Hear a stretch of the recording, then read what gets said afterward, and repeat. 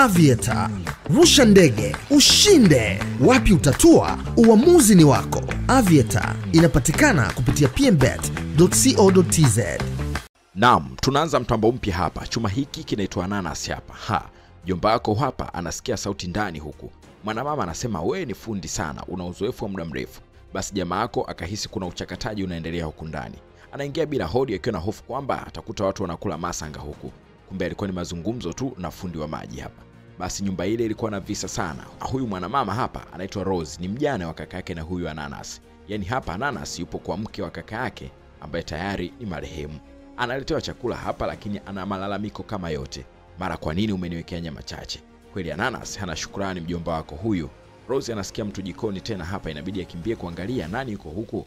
Anakuta chuma kinakula msosi na mkono tu hapa. Basi anafoka sana pale, lakini Ananas yeye hajali chochote, anasema achana na mimi, nitakunasa kibao sasa hivi. Yaani yupo hapa analelewa, lakini kiburi chake kama ndo mwenye nyumba. Kweli mtegemea cha ndugu ndio huyu sasa, hajafa yeye maskini, anakula utawala kaka yake. Usiku tena hapa bibi Rose anatoka kuoga na mkuta mwamba kwenye kitanda chake huku chumbani. Anauliza mbona huku tena? Jamaa anasema hiki ni chumba cha kaka yangu, nimekipenda hiki chumba. Rose ana mtihani mgumu sana kuishi na huyu ndugu wa marehemu mume wake. Ananas anakomalia msimamo kwamba atalala hapo, kama anapapenda na yeye alale. Rose anasema yani kitanda cha kaka yako nilale na wewe hapa. Basi pale Rose akaona bora apoteze pambano tu, amwache huyu Ananas hapo yeye akalale sebleni. Huyu Ananas ndo wale malaspon wanafanya yao na hakuna wa kumzingua. Hatimaye sasa Rose alishindwa kuvumilia, ndipo akamuomba mama mkwe amuitishie kikao huko kijijini kwao. Basi akamsema pale jamaa mbele ya wazee, akaeleza tabia zake za kula msosi jikoni, lakini kubwa zaidi ni ile ya kulala chumba cha kaka yake. Wazee wanasema pale, lakini chuma kipo kimya tu. Wanasema kama hivyo kwa nini ulienda mjini, si ungebaki huku? Basi Ananas aliamua kuwapasha naye hapo. Anatema sumu kwamba wanaungana na Rose kumsema tu, lakini hakuna anayesema ya bibie huyo. Basi mjomba wako anasema na anataka kila kitu cha kaka yake kiwe chake. Wazee wanasema utamaduni gani huo unasema hivyo? Acha hizo wewe kijana. Ananas akamka zake pale na kupita katikati yao akaenda zake. Wamerudi mjini huku na huu ni usiku. Rose anarudi usiku, anakuta chuma kimefunga mlango. Anamuita Ananas, anasema umetoka wapi usiku wote huu? Rudi ulikotoka huko. Yani huyu Ananas aliletwa tu hapo akae, lakini leo anampangia masharti tena bidada huyu Rose ambaye ndo mwenye nyumba. Bibia anaeleza kwamba ametoka kazini na asingeweza kufunga ofisi mapema, lakini mtu wa shati ya loki huko na hajishughulishi na lolote tena. Kwa hiyo Rose anateseka kwenye nyumba yake mwenyewe. Usiku ule ilibidi akalale hotelini, na ndio huyo asubuhi anarudi. Babako hapa hana habari, yani kama sio yeye ambaye amzingua bibie jana, na yeye anajichukulia kama ndo mwenye nyumba sasa hapo. Rose anakuja hapa na mabegi, anasema Ananas leo utaondoka kwenye nyumba hii. Mjomba hana wasiwasi. Mabegi aliyota hapa Ananas, mwenzako hajali chochote. Jamaa pale anamzingua sana. Rose anasema ondoka, jamaa anasema siondoki. Yani hapa wapate mwamuzi kutoka nje, ila hii dabi wao hawawezi wakaiamua kweli. Rose anatoka hapa, anakuta mlango umefungwa na funguo zipo pale. Anamuita mjomba wako Ananas, anasema tafadhali naomba ufungue mlango haraka. Jamaa anasema hapa atoki mtu. Rose anaona mbona kama mtu huyu ananipanda kichwani hapa. Ananas akafika mbali zaidi akasema sikufunguli mlango wewe na uendi popote. Kwanza muonekano wako umekaa kama malaya tu. Rose anashangaa, anasema nini? Anasema ndio, na ndio maana ukamua kaka yangu ili uwe huru kwenda kwa wavulana wako huko. Mambo yanazidi kuharibika huko ndani ise. Rose anasema yani naweza kumua kaka yako? Akili zako ziko sawa sawa kweli wewe?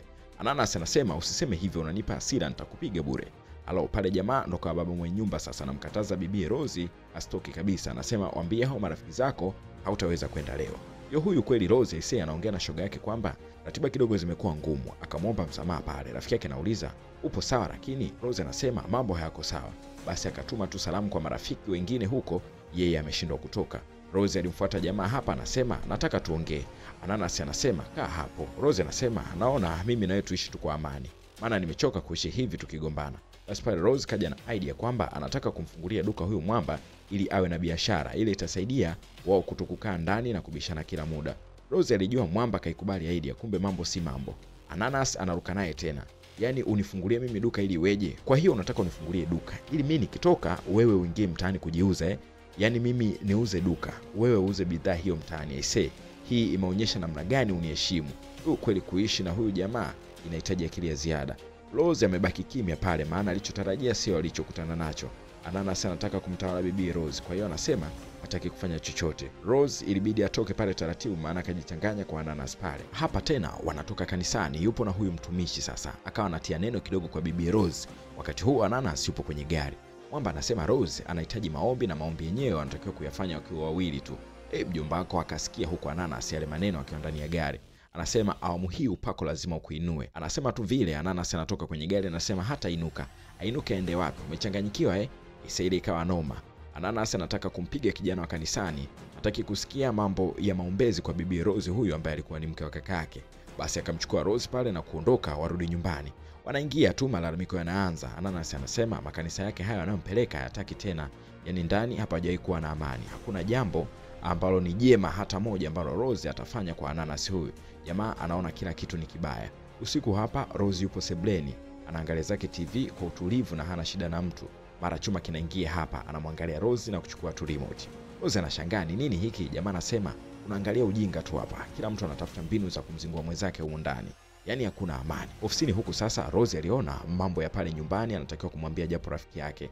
Anasema mdogo wake na marehemu mume wangu kila siku ananituhumu nimemuua kaka yake. Shoga yake anashangaa inawezekanaje akupe tuma kama hizo. Basi Rose anaonekana kuteswa sana na hali ile kuliko kawaida. Maajabu mengine tena huku. Rose tu anarudi anakuta Mwamba Ananas tayari ameshaingiza chuma nyumbani kwake. Rose anashangaa nani tena ujikoni jamani? Demu wa mshikaji naye anauliza huyu ni nani? Panakuwa patamu pale. Ananas anasema sitarajii hapa uje na makelele.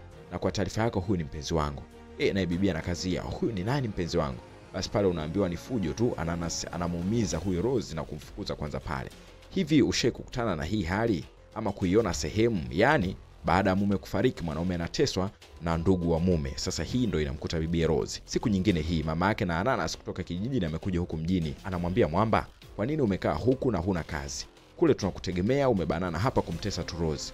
Rose yeye alikuwa pale tu anaangalia game inaendaje. Jamaa ameweka msimamo wake na kukomaa huku mjini, hapokei maelezo yoyote. Basi kikao pale kilikuwa kizito. Mama anaongea kwamba acha kumwambia Rose alimuua kaka yako. Kaka yako alikufa kwa sickle cell. Hata vile bado Ananas hataki kuelewa chochote. Baada ya mabishano mengi, hatimaye mama akampa ushauri mzuri huyu Rose kwamba huwezi kuomboleza maisha yako yote, unatakiwa kuolewa tena, na ukiolewa hata huyu Ananas hata kusumbua. Ushauri ule ulikuwa mgumu kwa bibi Rose. Anasema zile kumbukumbu na mume wake bado zipo na zinampa amani, kwa hiyo hafikirii kuolewa tena kwa sasa. Basi pale mama akambembeleza, maana alianza kuangusha chozi tu. Naam, itakuwaje sehemu ya pili? Hebu usikose chuma hiki kali kabisa.